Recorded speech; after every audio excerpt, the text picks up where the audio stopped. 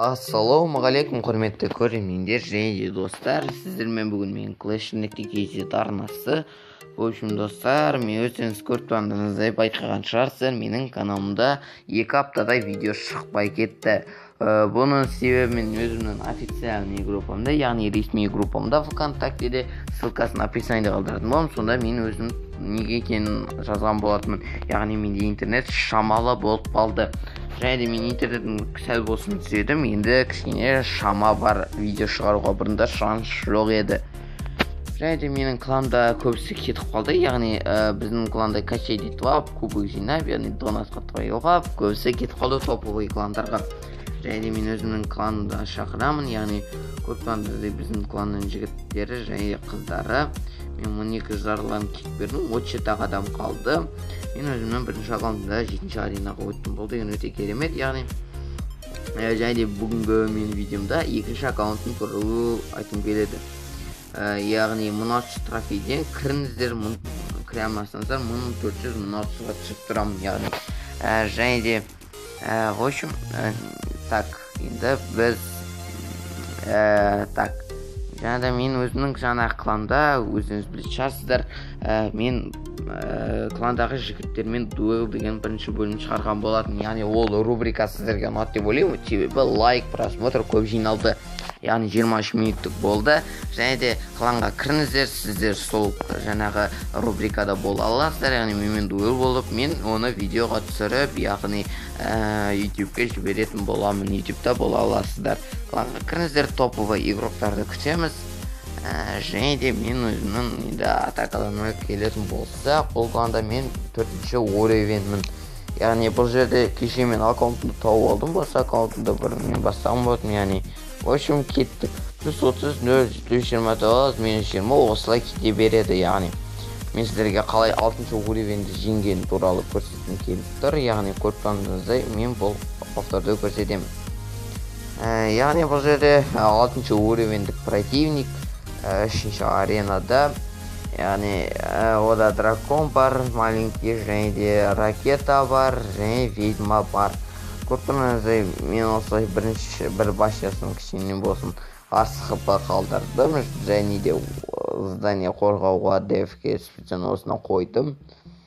Және де көртіңіздей, ол гигантты жіберді артынан Пекка. Мен оны қарамай, енді Пекканың уроны өте көп болғасын, мен скелеттерді жібердім. Көртіңіздей, оң жақтан ол контр-ете алмады, яғни эликсир жеткен жоқ. Сондықтан ол бір башенсынан айырылды. Мен ол бір башенімді бере салдым, яғни 58-де қыпы болған. Және де көріп тұрғандарыңыздай, мен главный башенсын сындыруға үміттендім. Көріп тұрғандарыңыздай, фаербол жібердім, 122 қыпы болғасын. Осылайша жиынып кеттім. Опанай болды, өте керемет атака. Және де тағы да көрсеткім келіп тұрғаны осы ма? Бұл 5-ші уровень. Осы. Көргеніңізде 6-шы уровень, хижина варваров бар, хата яғни, және де бочка гоблин бар. 6-шы уровень, яғни хп, зданиясы өте керемет. Көргеніңізде Пекканы жіберді. Пекканың уроны көп болғасын, мен скелеттерді жібердім. Көргеніңізде ол хата варваровты жіберді, мен оны пайдаланып, жеті эликсир жіберді оған бола. Ол контр-ете алмады мен атакаларында. Яғни осылайша ол бір башенсынан айырылып қалды.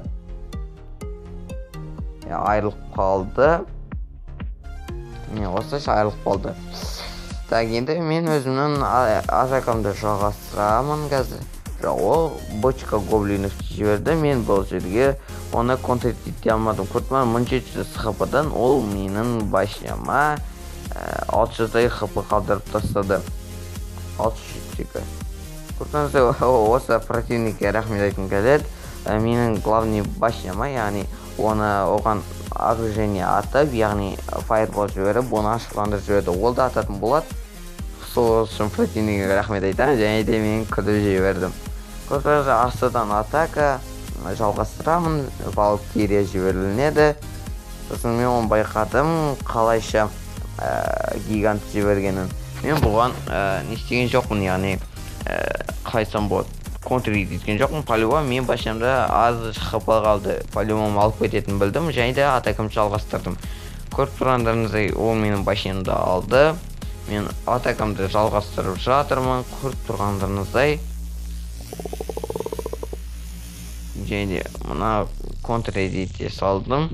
Және де ол хата гоблин үсті жіберді. Ол да қаншама орынды алып тастады. Мен жежелейтін смайлик жібердім. Кішкене болсын қуанып қалсын деп, және де эликсир жинаудың уақыты келді.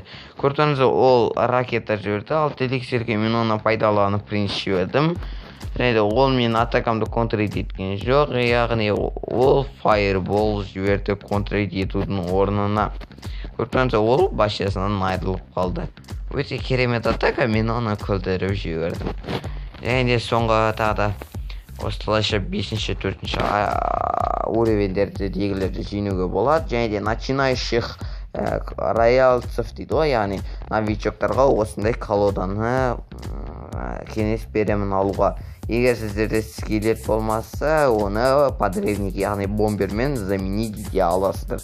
Және де кланға келіңіздер, егер де шанстарыңыз болса, кланда жетімен дуэл деген рубрикада түсе аласыздар, менімен дуэл ойнап.